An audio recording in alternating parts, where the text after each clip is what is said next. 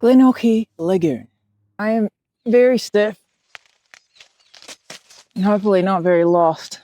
If we went... You're looking at Dock, easy rated track, 3.2 kilometres, flat as a pancake. Should be a stroll, except it's winter. The boardwalks turn to soup and every plant within arm's reach has thorns and, of course, I'm wearing white shoes. Just have to wing it. This is your reality check. Let's see if it's worth it. Glenorchy Walkway. We have sprayed ourselves profusely with bug spray because apparently this place is just renowned for sandflies, and we're looking for a beautiful walk. Hopefully I don't fall in like last time, because last time I almost fell off the broad walk. Typical me. 3 to 5 kilometer loop depending on which direction you take. Supposedly well signposted, but do remember getting a little lost last time.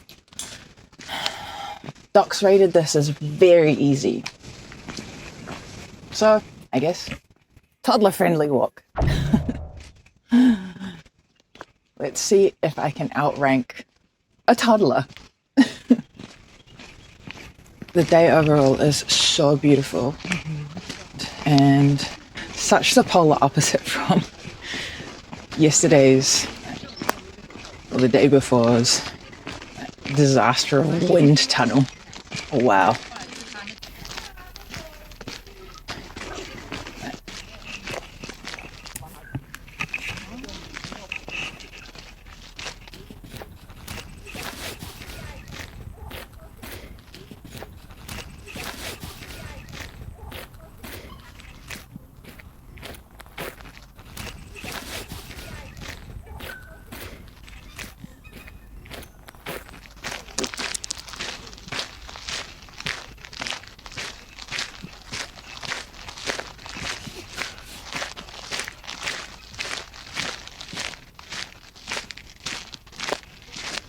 So the best way to start this walk is by going to the waterfront, which is got some toilets there. There's quite a lot of parking, which is nice. And there's the red shed, I guess, is the main landmark that tourists like to take photos in. Personally, don't understand that at all, actually. I mean, why would you be taking a photo of a shed when you've got these beautiful hills?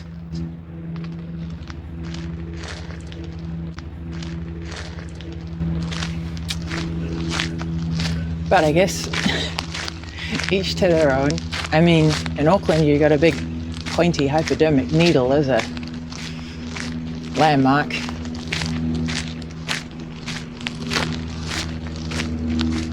This is much more stunning in my opinion.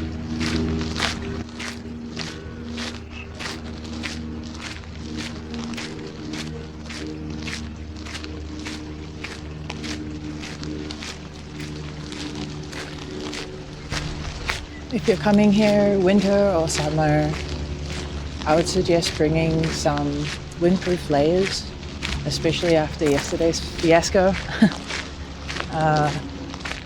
Just because you don't know what you're going to get.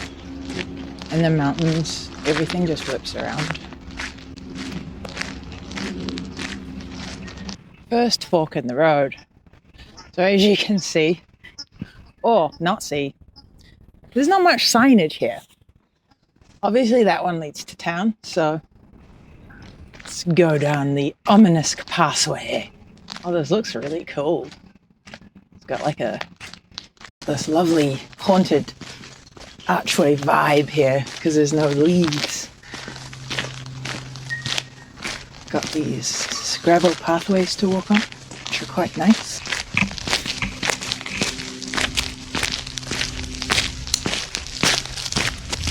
Yeah. Oh, so yeah, there's another little car park there. Did park there last time we were around, but with the facilities at the other one, I would suggest parking at the lakefront. It's just nicer.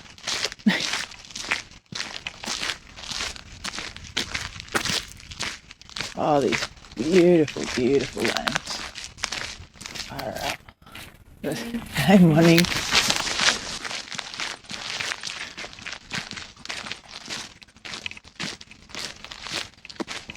Golf course. Don't want to do a golf course, I think. A little confusing though, isn't it? This looks more appealing. Yeah. Yeah? Let's see. Ah.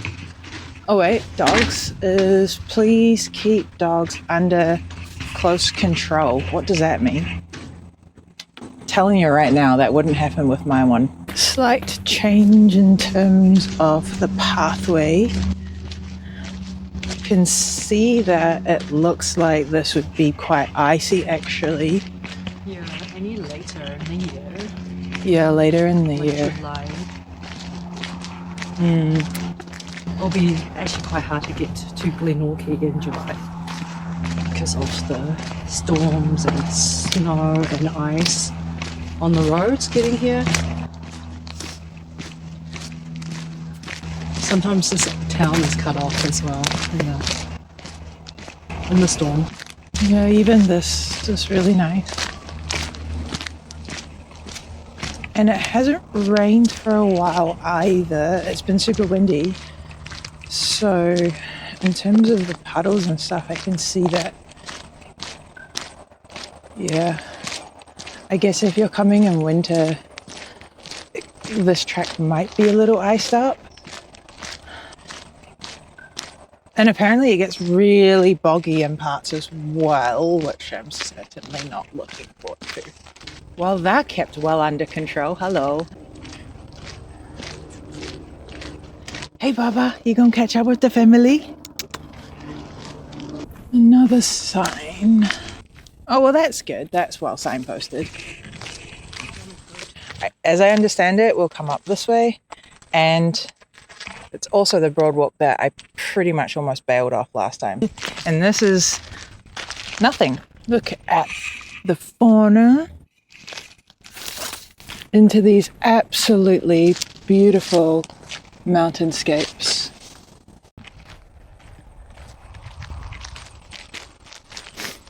Are those blackberry? They are blackberry bushes.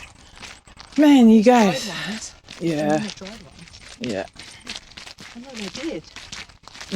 They're just sleeping for the winter. Back to life in summer. Blackberry bushes in New Zealand. You know, I didn't really realise there was that many until there was that many. But they're absolutely savage. Blackberry bushes, invasive, absolutely savage. But the dormant bushes means that there's nothing between you and the thorns that will shred you to bits. Here's a fun fact about blackberry bushes. One of New Zealand's worst invasive weeds introduced by European settlers. Bird of the Bad Back was actually having a good run today, but it looks like the terrain is out to get me.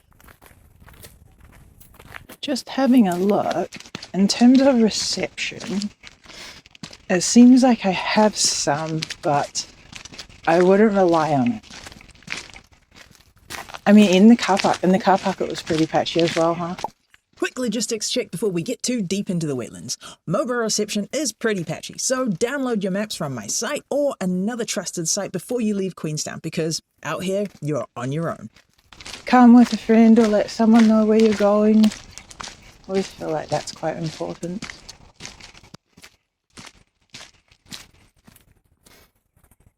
So just in the main township, do all your stuff there.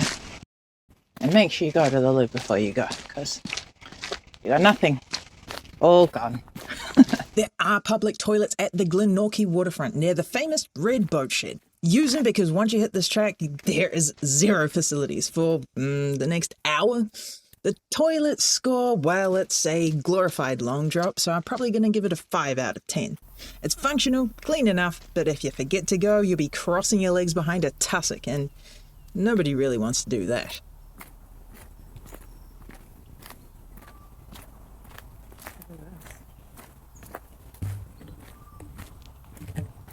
Food-wise, there's Mrs. Woolley's general store in the township. It does a solid job on pies and coffee.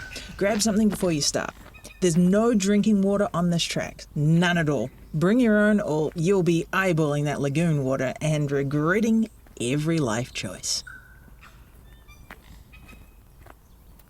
In the shade, you can feel like such a massive temperature difference.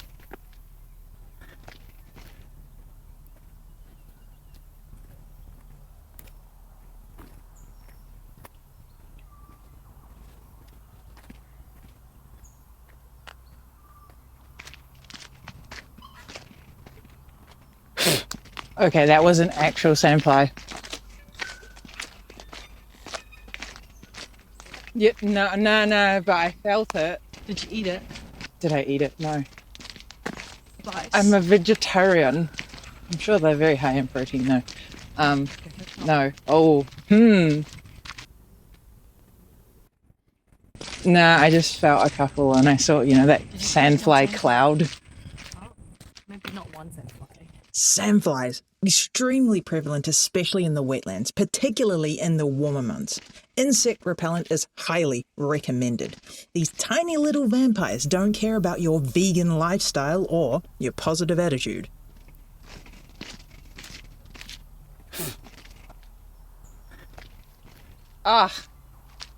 Yeah, it's a bit crappy. Right, getting to the off-roading section. Oh look, there's people have obviously gone around or through. Squelch. Just realised that I'm not wearing the best coloured pants for this. Oh dear. And here we are. Doc says this track's suitable for prams and buggies. And it is, when it's dry. After rain, it turns into an absolute soup. Hey. Yeah, she's boggy. Sections of this walkway frequently flood during heavy rainfall. Some areas become temporarily inaccessible. You will appreciate having waterproof shoes. I've gone with these guys again, even though they're white, but I mean, they're not going to be white for long. Soles is what they look like. I do recommend actually something a little on the intermediate side for the track just because it's a little bit rocky in parts.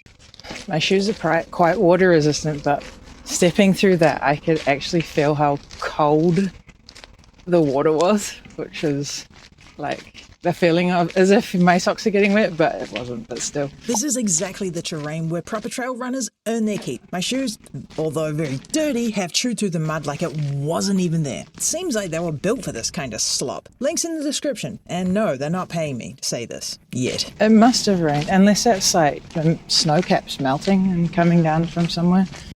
Viewpoint. Yes. Okay. Don't fall in. Grippy. Check. I'm also very tired. Oh, lovely. Lovely jubbly. Look at it. Stunning.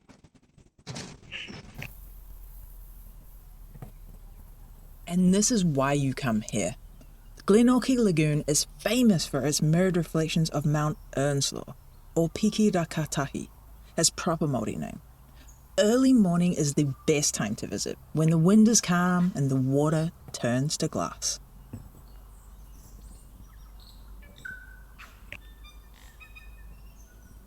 These ducks.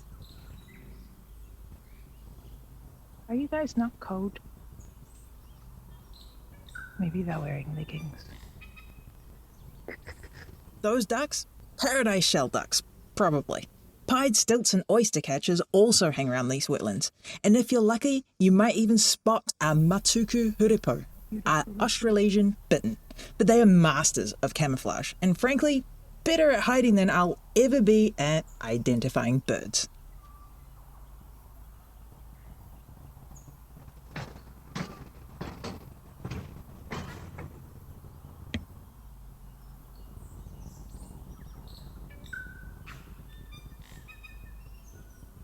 The reflection of the mountains is just a mirror. Navigating around. Yeah, I mean, you can see how narrow this pathway is in terms of how I potentially fell in last time. Little slippage, bad shoes. This time, much more prepared. Full disclosure, I have fallen in here before. Narrow broadwalk, slippery wood, bad footwear. Learn from my past stupidity.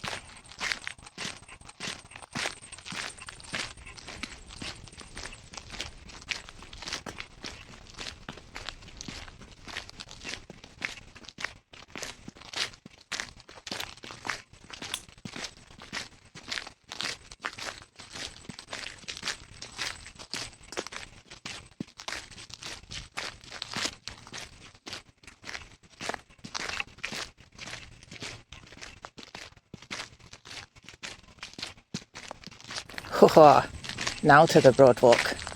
This chicken mesh that they've put and installed over the wood, it's the real hero. It doesn't ice over in winter and it gives you genuine traction. Aggie the annoying ankle is cautiously optimistic. Just focus on the ground.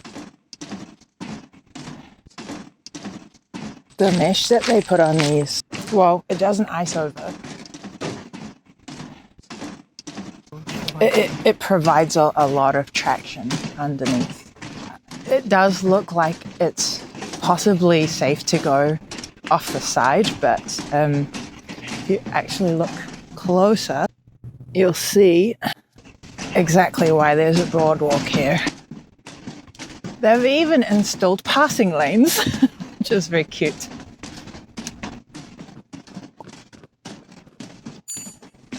Slow driver.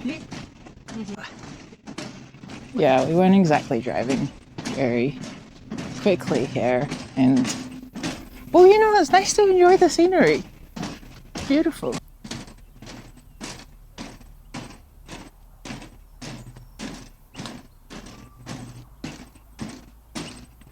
There's such a contrast between the sound of the metal underfoot and the birds.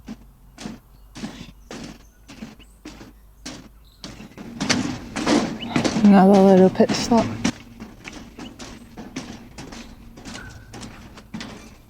Wow.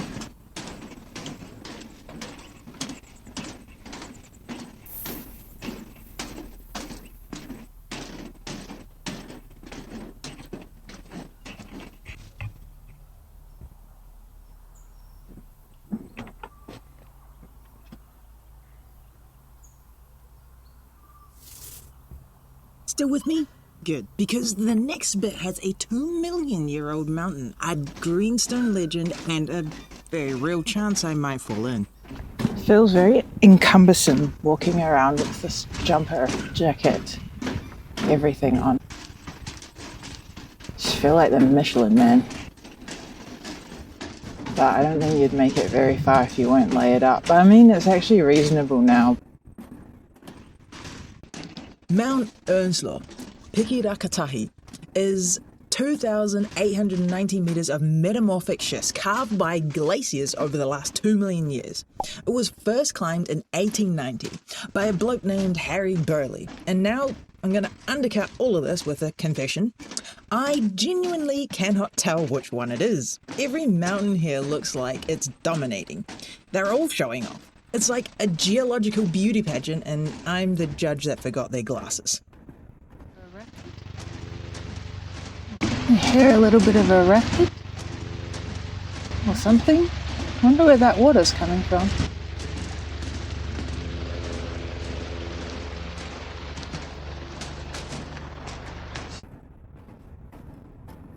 This must be the snow melting from the peaks, making its way down this. Wow, this looks beautiful here actually. Okay, this is much nicer than the other side. You can see these lovely reeds, alpine reeds filtering the water. It's a deep section here. So it's just coming off those mountains. There is supposedly one mountain, which is hard for me to pinpoint, called Mount Earnslaw. Because currently, I feel like all of the mountains are dominating. Oh wow. Okay. It smells like wetland. Hello. Yeah. Let's not. Thank you. If there was someone of size, passing in this would be rather difficult. Yeah, you can feel how slippery it is under here actually. Mount Earnslaw. I think I'm saying that right. There comes a Māori legend with it as well. The head of Lake Wakatipu, Waimori, has a deep cultural significance to the Ngāi Tahu. This area was part of a traditional seasonal travel routes used to access Te Taiputini, the west coast, specifically for gathering Pounamu, Greenstone. That's the stuff they made tools, weapons and taonga from. There's a piece of greenstone that was put there and it became more greenstone and therefore making the landscape abundant. The legend says that a wedge of greenstone was placed into Pikirakatahi itself, and that's why the region became abundant with it. So maybe if I'm lucky, I might find some greenstone. Try to keep an eye out. Oh yay, we're back to land. Thank God for that. Oh wow. Yeah, I'm not going down there, it's too boggy.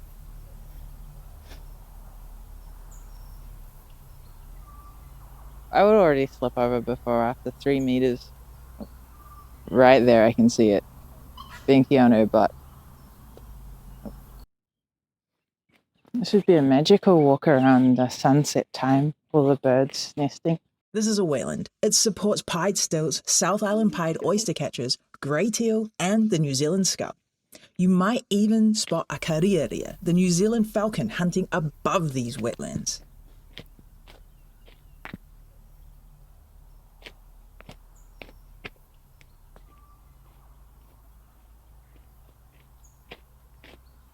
Here's what most tourists will miss. The wider Glenorchy and Paradise region was extensively used during the filming of The Lord of the Rings. These wetlands, they stood in for the dead marshes. And there's something cinematic and slightly airy about this place.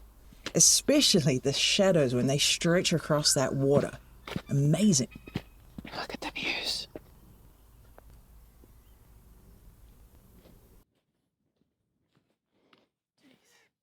People going down to that side are super keen beans. I feel like I'll just fall in.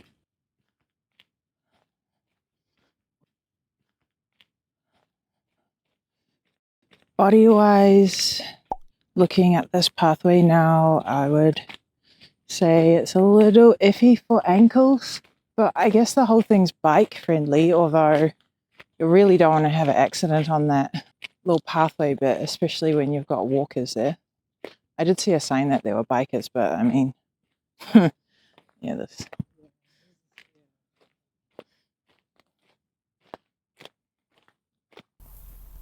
It's actually turned into quite a warm day.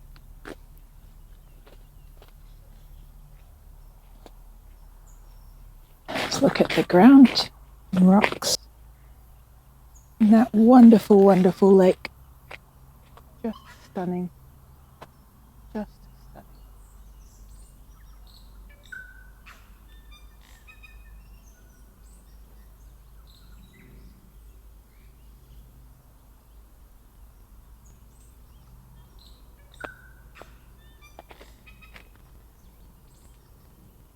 If you can keep your dog under control, I think this would be lovely walking. Walking with the pup. The assumption is dogs are banned here because it's a reserve. Dogs are permitted on the Lagoon Walkway, one of the few dog-friendly walks in the area. But you've got to be responsible and keep them on leash, because your pup's not going to care about it being a habitat for native birds. They probably only see a new friend or a squeaky toy to play with. Do have some horses. They got their jackets on. How do you guys like this food? It's okay? You're enjoying the tree there? Strange, I've never seen a horse eat a tree. Have I? South Island has delicious trees. Dunno.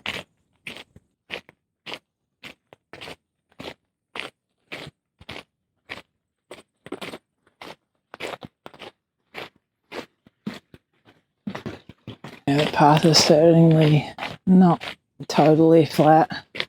My knee's keeping it together, but I am starting to... There's a bit of a niggle. Keeping in mind that it was already upset, so that's what happens when you break your kneecap. Neil the Nagany's throwing a tantrum. The elevation gain on this track is basically zero, but it's unstable. Boggy ground forces you to constantly compensate. A soft step is a micro adjustment. A large rock is a near ankle roll.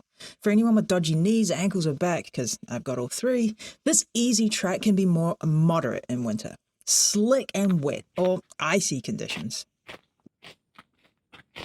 God, honestly, these people that have, like, you can see them tracking down there.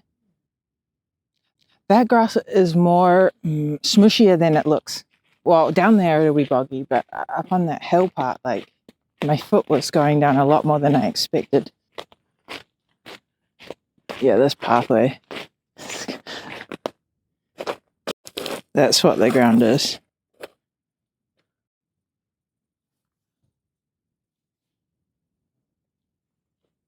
So, a decent pair of shoes, minimum. Are you quite warm now? I'm actually starting to get a bit of a sweat on. The sun is like mint, just mint. Shucks, all of the plants here look like they're out to kill you. Look at this. I don't actually know what that is. It's like, I don't know, extreme gauze. Just an observation while I was here, the plants in this wetland look like they've got a vendetta. The spiky bushes, sharp reeds, blackberry thorns waiting in the undergrowth. Thorny. I do, however, need to learn more about the plant life here, because genuinely I know nothing. Bush thing. It's embarrassing, but I'm new here, so hey. Don't fall in. Here's a free tip. Don't grab random plants for balance, because they punish you. And I also find it fascinating how everything looks kind of like burnt. Well, from the summer, it would have been really dry here.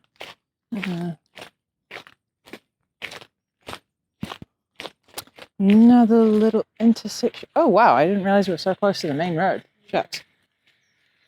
Dart River Adventures. So many things to do around here. Actually. Right. Northern Loop. Unknown. This is what the map looks like. Highly detailed with nothing. We've got to the township. That and... Or we could go that way. Let's get on the boardwalk again. I'm falling. The birds are calling me. And I don't actually know what bird that is. Where are you? Please spot the bird. Very well camouflaged. Oh, this? Yeah, it's getting pretty... It's boggy down here. Okay. Sandflies in summer here will be intense because of what this sort of looks like. Honestly, this looks like Sleepy Hollow or like some kind of horror movie. If you're a Lord of the Rings buff, yeah, some of it was filmed here. The wider Glenorchy region was used for more than just the dead marshes on Lord of the Rings. Peter Jackson's crew filmed extensively around Paradise, which is literally the name of the area just up the road.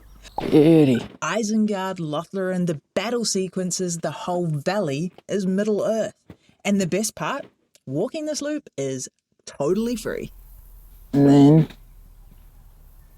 I reckon that must be the OG Earnshaw. No, Earnshaw is the one on the right. We all disclosed. This whole time you knew? Yeah.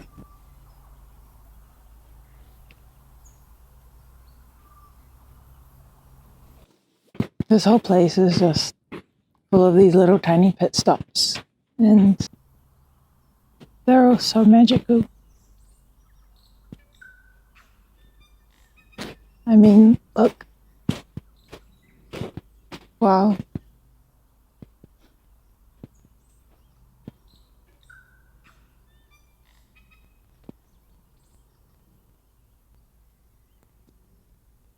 If you can hear the helicopters, but they offer a lot of scenic tours. I saw some of the guided walks in the South Island can be up to $300 to $400 New Zealand dollars for a guided Lord of the Rings tour in this region. Or you can walk this exact same track, see the exact same mountains, and spend that money on pampering yourself after. I'm not saying that the guided tours are bad, I wouldn't know. I'm saying this walk costs you nothing. I'm giving you your $400 know before you go tour right here, right now. Look, you don't need a tour guide. Signage needs a little bit of help, but I'm sure those tours are probably very worth it though.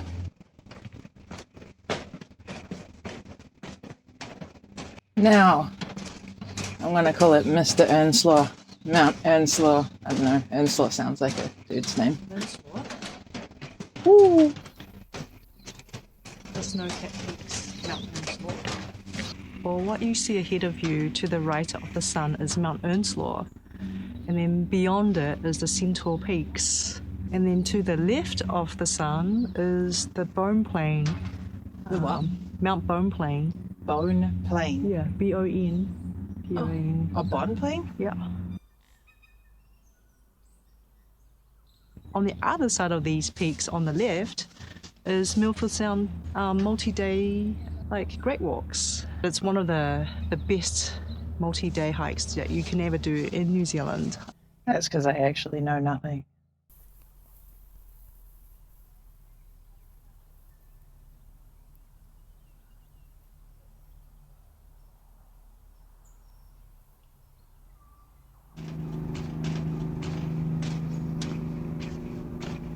Moving on and around. I love how flat it is.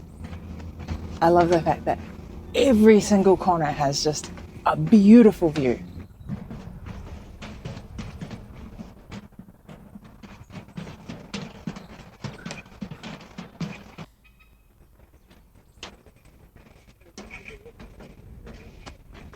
You can hear some bees now and again, even in the winter. Do bees hibernate? Good question. Do bees hibernate, or are they all-year-round workers? After consulting the oracle, I found that bees do neither. Their winter habits depend entirely on the species. If they are all-year workers, then how do they get pollen from flowers? I mean, there are evergreens. I find it crazy that there's enough life in the wetlands to support bees in winter. It's amazing how rich this ecosystem truly is.